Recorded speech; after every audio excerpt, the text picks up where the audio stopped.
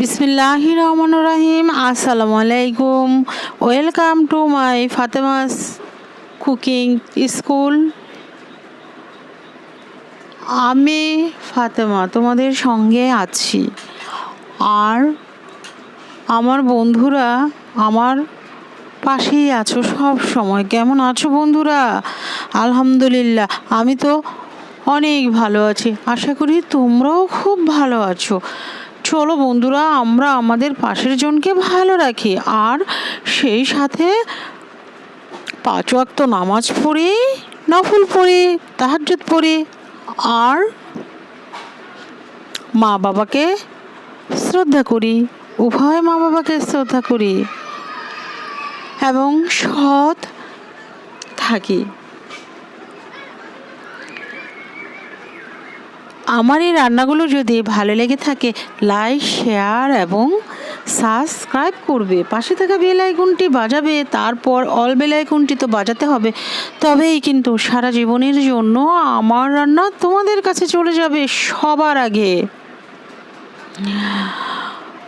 আমার প্রায় 30টার উপরে আমার রান্না ডিলিট করে দিয়েছে।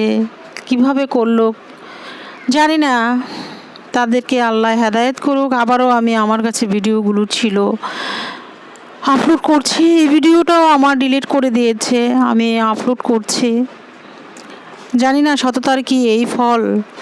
সারাটি জীবন সৎ ছিলাম, শ্বশুরবাড়িতে এসেও সৎ, কিন্তু এটাই কি তার পরিচয় জানি না। তবু আল্লাহ যা করেছে ভালো করেছে।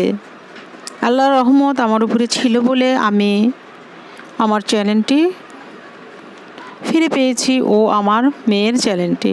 আজ আমি দেখাবো বাকেট বিরিয়ানি। এখানে আমি ফ্রাই প্যানে 2 কাপ তেল ঢেলে গরম করে নিয়েছি। এখন আমি তেলটি গরম হয়ে যাওয়ার পর পেঁয়াজ ভেজে নিচ্ছি। পেঁয়াজটি অবশ্যই হালকা ব্রাউনিশ কালার হতে হবে এবং 1 টিস্পুনের মতো আস্ত জিরা অথবা গোটা জিরা দিয়ে নিলাম।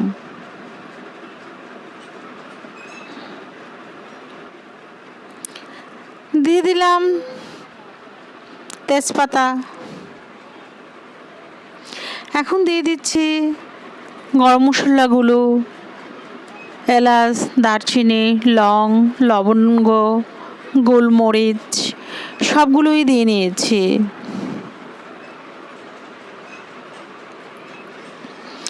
এখন আমি এগুলো দিয়ে খুবই ভালোভাবে নেড়ে চেড়ে নিচ্ছি।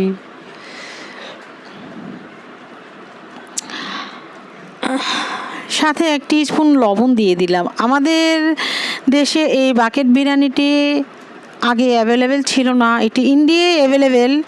এখন এই বাকেট বিরিয়ানিটি আমি সর্বপ্রথম খেয়েছি বসুন্ধরা যে মার্কেট, সেখানে 6 তলায়। এখানে অনেকগুলো বাকেট বিরিয়ানি দোকান আছে, ইন্ডিয়ান বাকেট বিরিয়ানি। ইন্ডিয়াতে এটা প্রচলন হয়েছে প্রথমে,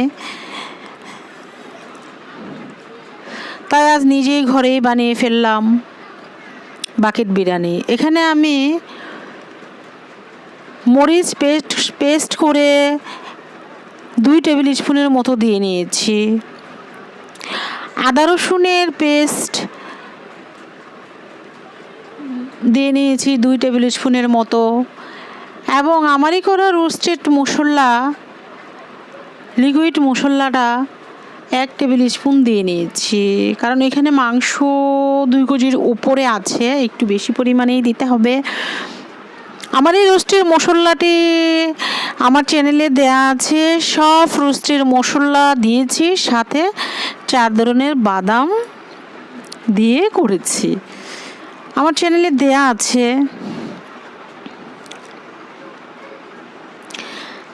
এই তো আমি রোস্টেড মশলাটি এখন দেখিয়ে দিলাম কতটুকু দিয়েছি। এখন আমি মশলাটি ভালোভাবে কষিয়ে তেল উপরে যখন চলে এসেছে, তখন আমি মাংসগুলো দিয়ে দিয়েছি। এই তো মাংস নেড়ে চেড়ে নিচ্ছি।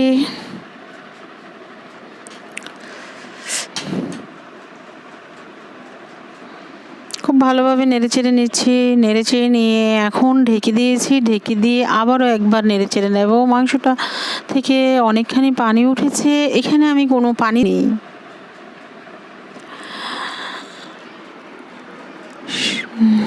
মুরগির মাংস, গরুর মাংস সবগুলো থেকেই পানি ওঠে মোটামুটি। এখন আমি 1 কাপ ফেটানো দই দিয়ে দিয়েছি।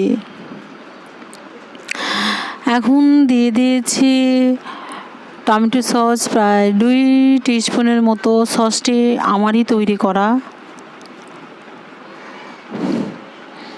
ভালোভাবে নেড়েচেড়ে নিচ্ছি যেন দই এবং টমেটো সস মিশে যায়।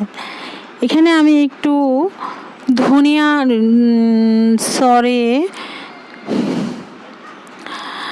জিরার পাউডার দিয়ে নিচ্ছি। জিরার ফ্লেভারটা আমার কাছে ভালো লাগে। এই তো মাংসগুলো কষানো প্রায় হয়ে গেছে।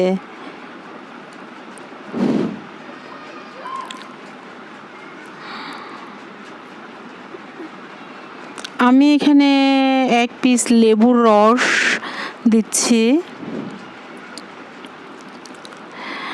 কেউ চাইলে নাও দিতে পারে, কারণ দই যেহেতু দেওয়া হয়েছে তাই না দিলেও চলবে, আমি দিলাম। এখন আমার মাংসটি রান্না হয়ে গেছে। আমি বাসমতি চাউল 1 ঘন্টা আগে ভিজিয়ে রেখেছিলাম, সেগুলো এখন ঝরিয়ে ঢেলে দিয়েছি।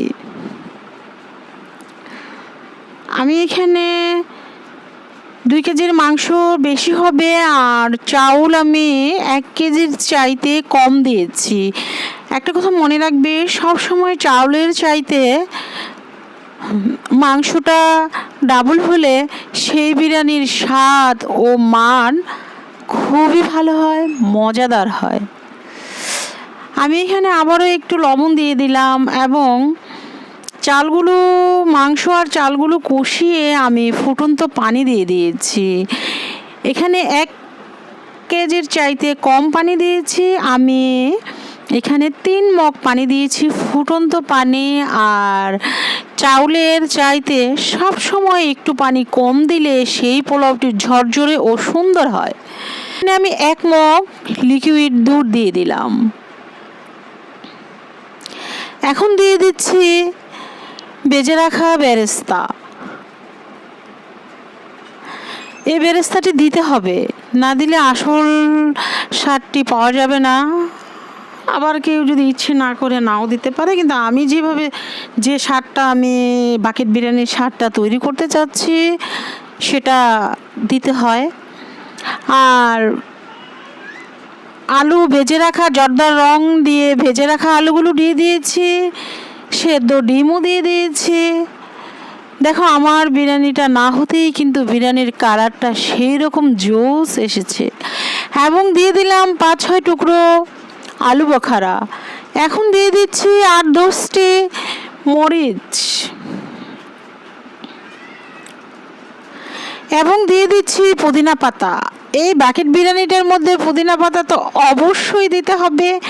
আমি যে বাকেট বিরিয়ানিটি খেয়েছি সেই বাকেট বিরিয়ানিটিতে অবশ্যই দেওয়া হয়েছে পুদিনা পাতা। এবং 1 টিস্পুন আমি বাটার দিয়ে দিচ্ছি।